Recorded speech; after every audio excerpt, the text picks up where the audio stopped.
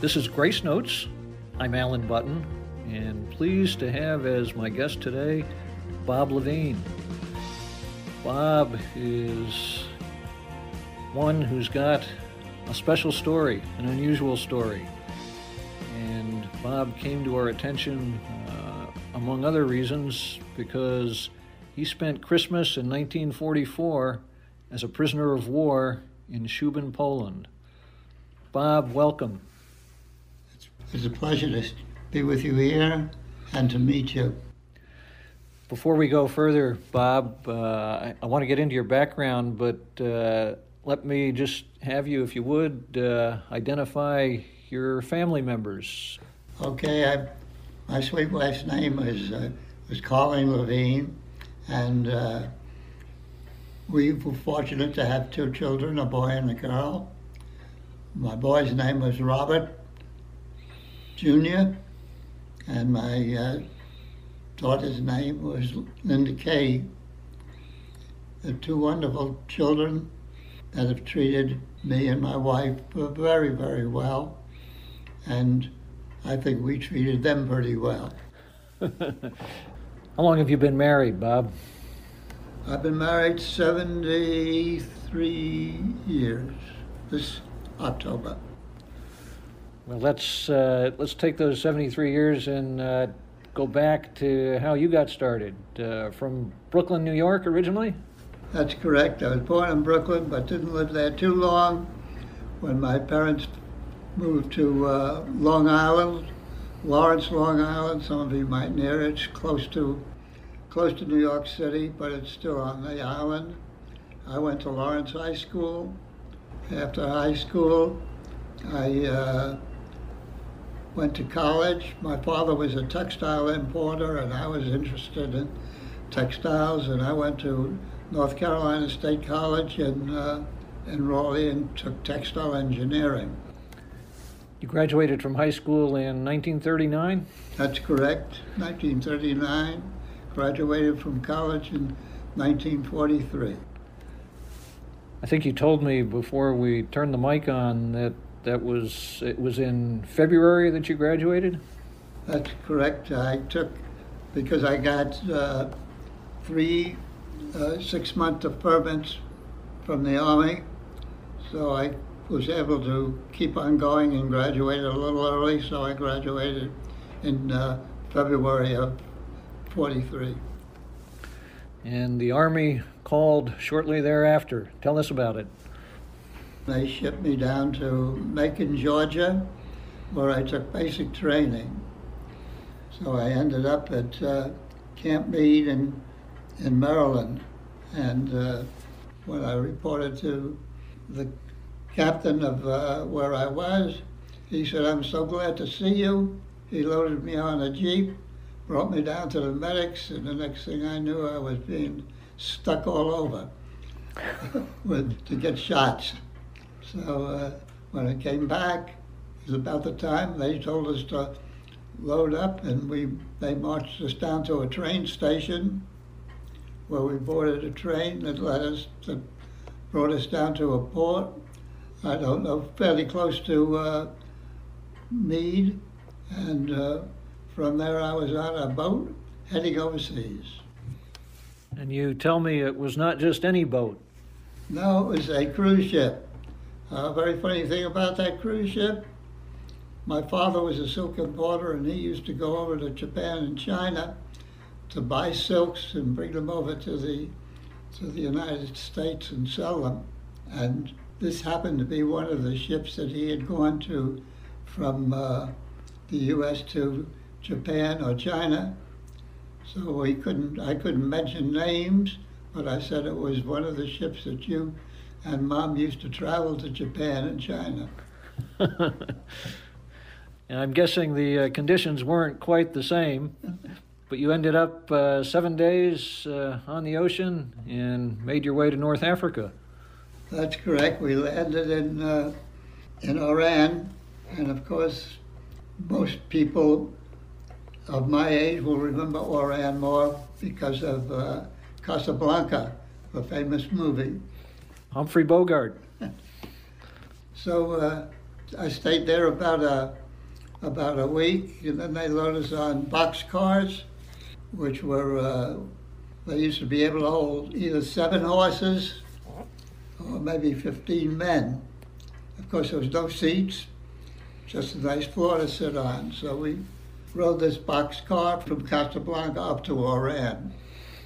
And then from Oran, eventually we boarded ships that brought us from North Africa over to Naples, Italy. And that's when the real excitement began, huh, Bob? Right. That's correct. Well, in Naples, I got assigned to the 36th Division, which was a Texas outfit, and I was welcomed with a meal with some big Texas onions. But our main combat at that particular time was artillery fire from one mountainside to another mountainside. We were heading our way up north towards Rome. So after about a month and a half of that, we got to a certain point, and the next thing we knew that they wanted us, our company, to be one of the advancing companies to cross the Rapido River.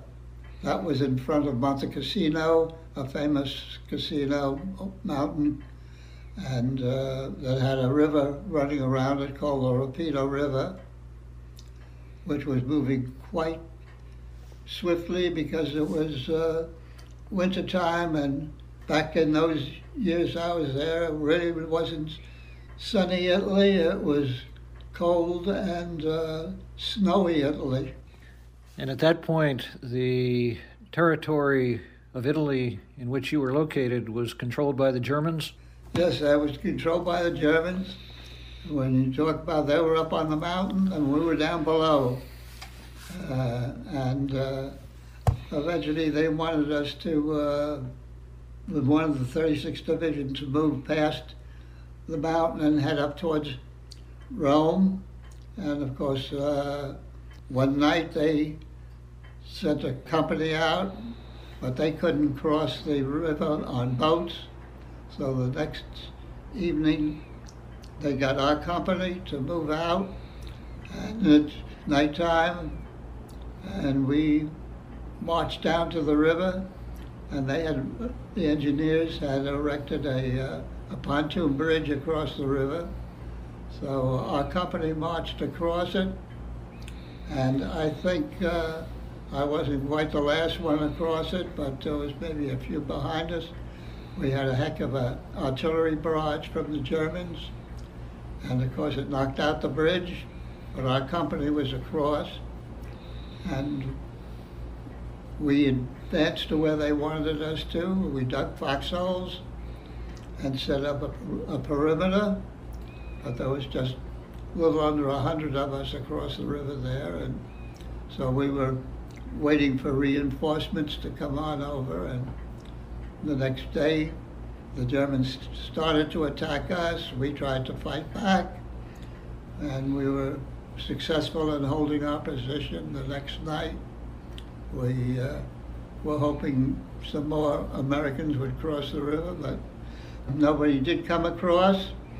And the next morning I was sitting there sort of looking out of my foxhole to the front, and then all of a sudden I heard somebody behind me saying, "Come quickly, hands up." So I turned around, and I was looking down the barrel of a German machine pistol.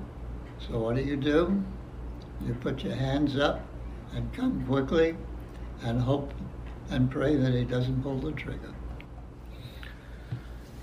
And that was the start of your prisoner of war experience, yes? That's the starting of my prisoner of war experience. From that point on, they brought us up to northern Italy, sort of preliminary, got our names and stuff like that, and I filled out a card, and had my parents' name on it, and then eventually they put us on the 40 and 8s again, box cars, But this time the boxcars were locked up, and there were, instead of 40 men, there must have been 80 men in the boxcar. And next thing, the train took off, and it's hard for me to recollect, but I think it was maybe almost 2 weeks before we arrived at a destination in Germany, which was one of the Stalags. And it was, at that time, I think it was Stalag 2B. Bob, let me have you pause there, and we'll go to one of the songs that we've talked about and then come back and have you pick up with your POW experience. I know from some of what we discussed before we got started recording that your experience as a POW has something in common with actually the story of a song that has become pretty well known, Christmas in the Trenches by John McCutchen. Let's go to that song and then we'll come back with your story. My name is Francis Tolliver. I come from Liverpool. 2 years ago the war was waiting for me.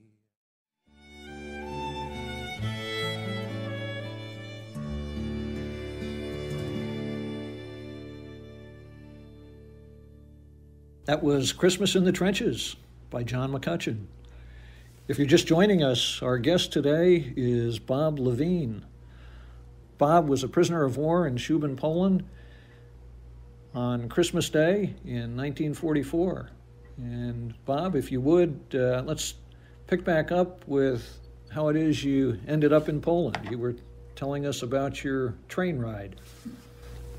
After the arriving at Stalag 2B, and I signed in, I found out from an English soldier who was helping the Germans at a particular time sign us in, and he told me that if I didn't want to work or go out of farm, all I needed to let them know that I was at least a non-commissioned officer. So when I signed in, I had him put me down as a buck sergeant in the 36th Division, which he did. And eventually, they moved up from Stalag 2B to Stalag 3B, and Stalags were for enlisted men only, and they had different Stalags for different nationalities. And 2B was mainly for Americans. So I was in that camp for a few months, and since I wasn't on any work details, they finally loaded me on a train with maybe 2 or 3 other enlisted men, and they brought us into Poland. Bob, do you remember what month that was, or approximately what time of the year? And we're talking 1944 at this point. Well, it was right after, let's say, February or March. Okay. And then when I arrived there, there was a well-organized American camp which was called Oflag 64. My job eventually became, I had the job of cleaning the first floor of the barracks, and I had to go down one end, and they had little cubicles because there were mainly 4 officers in a cubicle, and I've forgotten how many cubicles were in there, but they were responsible for their cubicles, and what they had to do was whatever they wanted to be shoved or thrown away, they had to put it outside their door. If they didn't have it outside their door by the time I passed, it was their responsibility to get it done. And I had a wonderful officer named Colonel Dobson, and he took well care of me and didn't let any of the other officers who were captured at different times. And it was considering being with other Americans that you could talk to, and a lot of them had different experiences to play. So, Bob, your work detail was keeping clean the barracks of the officers in the POW camp. That is correct. I just went down the main floor, and one time when I did it, somebody didn't have something out, and they started, when I was halfway down the hall, they started to holler at me that I didn't pick up the stuff in front of theirs. And I said it wasn't out when I went by. And they started to try to give me a hard time, but the colonel came out and he said, I believe Sergeant Levin, and I'm going to have him come in now the rest of this week to have coffee with me, and you 4 men are responsible for cleaning out the barracks. So the chain of command continued despite the fact that you all were in this POW camp. That is correct. Was it Colonel Dobson? Yeah, Colonel Dobson was the barracks. There was a full colonel in charge of the whole camp, and he reported to the German commandant. Well, speaking of Christmas, Bob, tell us about Christmas in the POW camp. Well, Colonel Dobson, who was in charge of our barracks, suggested that we have a Christmas party. So there were actually 4 officers, Colonel Dobson, of course, and these 4 officers, 3 of these officers were from the 1st Ranger Battalion. And then the other officer, which was Lieutenant Peters, who happened to be from my 36th Division. So we invited him, and then there was 3 enlisted men, myself and 2 others. And we combined, well, to let you know, every once in a while we were supposed to get Red Cross parcels at least once a month. But we could never depend on them because you could never tell what the Germans would give them or not give them to us. And lots of times they didn't give them to us. But they did give us our Christmas parcel, and we decided to have a Christmas party with the 7 of us. So in a Christmas parcel, we had a canned Spam, and then we had a can that was called Clem, which is milk spelled backwards. KLIM.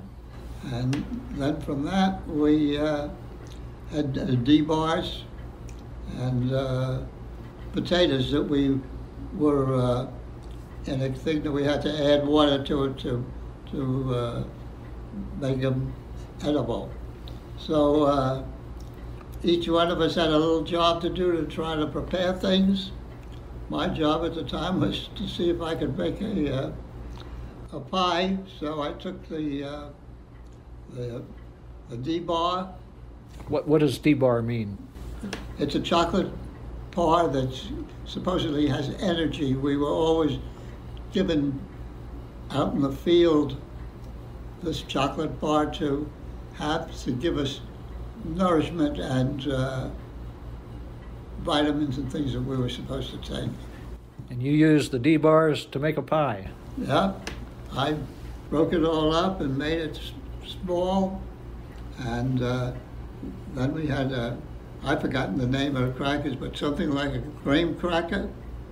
So from the milk, I took a little bit of it, mashed it up, put it in a plate to make it a crust. We had margarine that used to be in the package. I put that in to make it a little stiff, and then with the chocolate that I was able to grind up and melt down a little bit, made chocolate pudding, put it in there. So that was the dessert for our Christmas party. Sounds like some creative kitchen engineering going on there. Thanks maybe in part to your NC State education. I wish I could say that, but I would say it would be maybe more to what my mom and aunts would tell me and what to do or how they made pies and stuff back then. Speaking of your mom and family back home, how did that impact your feelings, your conversations that Christmas? Well, it's just like you dream of being there and you wish you were there. You wish they could actually see you and let you really know how you felt and if you were all right, whether whatever wounds you had were healed and you weren't in any pain. And of course, the news stories that they got, they never knew how the POWs were really, how we survived.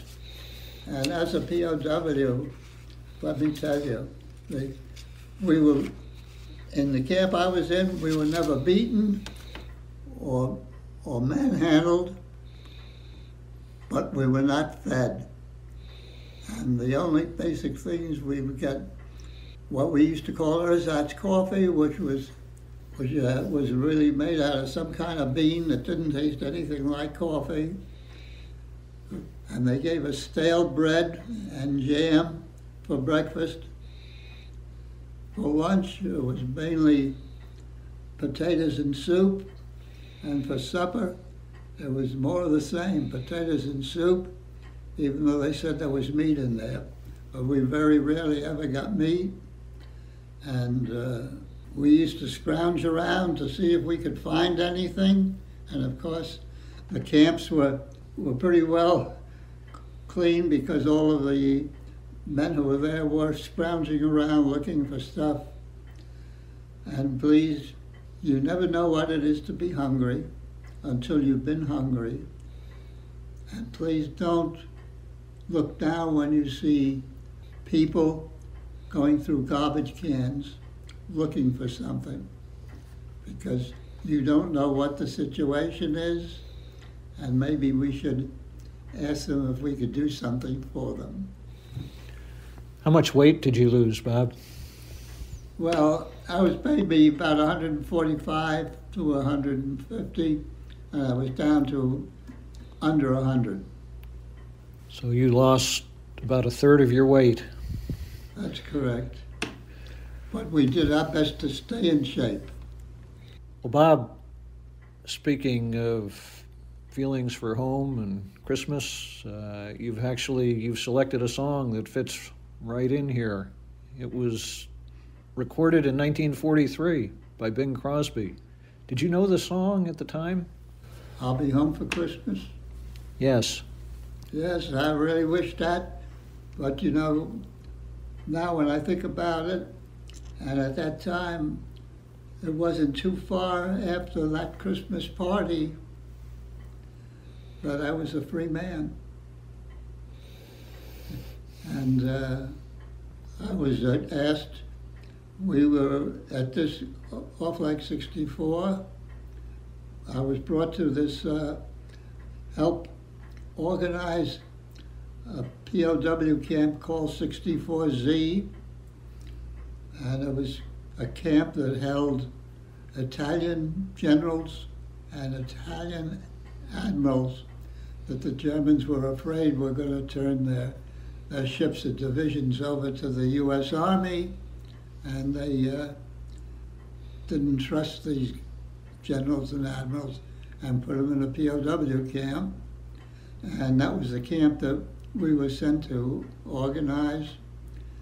And after being there a week, we received 100 officers that were captured in the Belgium Bulge.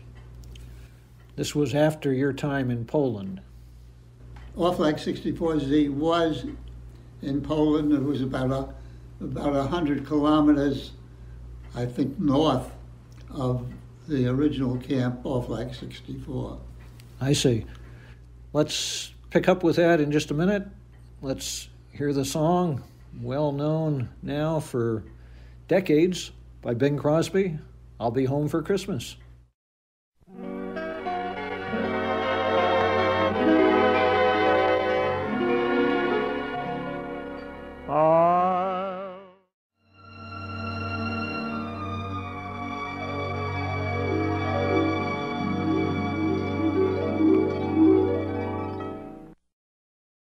Bob, you were telling us about your assignment with respect to this other camp connected with the Belgian Bulge. You want to pick up with that, please?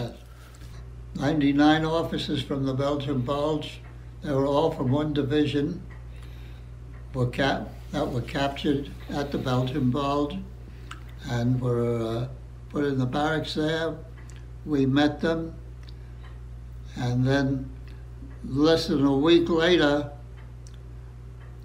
we could hear gunfire, artillery type of fire, and the next thing you know, the commandant of the camp told us that the next morning, about 6 o'clock, we were going to have to leave and start marching, and they were going to try to march us back into Germany.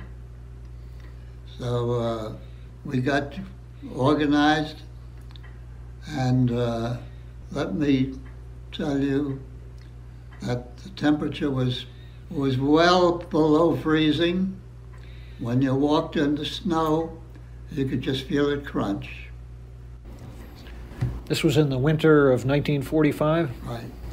This is 45.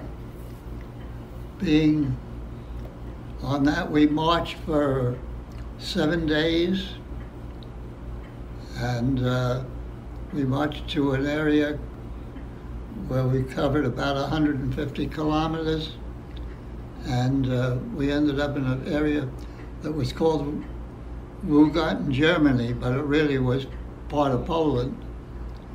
And we convinced the Germans to leave us because during that march we heard the heavy artillery fire behind us, then eventually beside us, and then eventually in front of us. So we convinced the guards that were with us that if they want to get out and move faster, why don't you leave us here in Mccutchen, Germany? And they left us at 6 o'clock that morning, and at 10 o'clock that morning, 2 Russian tanks came in. And that was, I'm going to say about January the 29th or 30th. So I said that time I was a free person, but it took another 2.5 months before we got under American control. And so that was in April, is that right? Pretty close to it, yes. Uh-huh. After they came in, we, a little bit later, 2 sergeants came into our area where the 2 of us enlisted men were, and they brought a jerry can in there. That's maybe a 5 or 10 gallon thing that the Jeeps used to have on the back that held gas. But they brought this jerry can in and we tried to talk to each other. One of them happened to be able to speak English, so that worked well for us because none of us really spoke Russian at the time. And so in this house that we were in, we found they wanted some glasses to drink. So we found some glasses, and they opened this jerry can and poured some liquor in each glass for the 4 of us, the two Russians and the 2 Americans. And they said Roosevelt, Churchill, and Stalin, and we all clinked glasses. And basically that was the last thing I sort of remembered. That was pretty potent vodka. A little bit of a party going on. So we were treated well by the Russians. There was nothing they could do to try to move us out because it was a war going on, and we were sort of in, like almost in no man's land. They were fighting the Germans that had left us 10 o'clock, and this was about 3 o'clock in the afternoon. Of course, the Germans had, I'm pretty sure, had really rushed. And I don't know what kind of transportation they were able to get, but maybe they were able to get something to move out. But we had to stay there for almost 2.5 months until the battle lines improved and we could be brought back to Odessa, Russia. And there we boarded Lend-Lease ships that were bringing equipment to Russia through the Black Sea. So we loaded aboard these ships and were brought back to Naples, Italy. We stayed there, were really cleaned up, giving us some uniforms, or I should say clothes to wear, shoes, and the important things that we needed. And then they awarded us what awards we were needed, and maybe gave us $5 or $10. But of course, the government owed us a heck of a lot more. And then we were shipped aboard a ship and shipped back and landed in Boston to Camp Miles Standish. But one part of history at that particular time, the day before we landed was the day that President Roosevelt died. And of course the war in Europe is still going on. Let me ask you, Bob, thinking maybe backing off and a little bit big picture here, what would you like people to understand about your time in World War II and as a POW? Well, in history, you found out that basically I was considered one of the people from the greatest generation.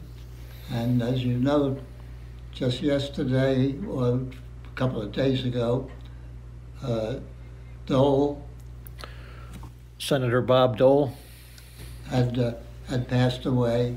And of course, he was from my generation, and he was a highly decorated and wounded soldier. But what I wanted, life was quite a bit different from what we're seeing today. And I admire our volunteer army. Anybody who volunteers and has to serve the way they have to serve is hard for me to even understand, because as long as I was in, I did what I had to do. I hope I did it to the best of my ability. But these volunteer army people, to my way of thinking, are above and beyond and should be respected and honored. The rest is what you as an individual can do for mankind, for our neighbors, for our friends. And being a person who's lived as long as I have and seen the things that I've seen, it's a wonderful country. And I've been treated wonderfully. I think I did the job that I was asked to do as a soldier, And then as a civilian, I contributed. Thank heavens we were able to raise my children, and they seem to be doing very, very well, which I count my blessings. And I hope that everybody this year will have a blessed and happy Christmas. Well, Bob, you've selected as our third song that we'll go out with, Joy to the World. Speaking of blessed Christmases, why that song? Well, it was one of these songs that I hope gives the people, when they look at it or hear it or hear the words, will see that we need to have a bit of joy to the world. And this world is something that we cannot take for granted. Words of wisdom indeed. Bob, it's been a privilege. It's been an honor to talk with you, and I thank you on behalf of our audience for sharing your story with us. I've enjoyed it very, very much. I enjoyed meeting you and talking to you. And I hope he enjoyed to listen to the program. Thank you very much for coming and interviewing me. Well, thank you again, Bob. We're going to go out with Joy to the World, a version by Andy Williams, and Merry Christmas to you and your wife. Merry Christmas to you and your family. Joy to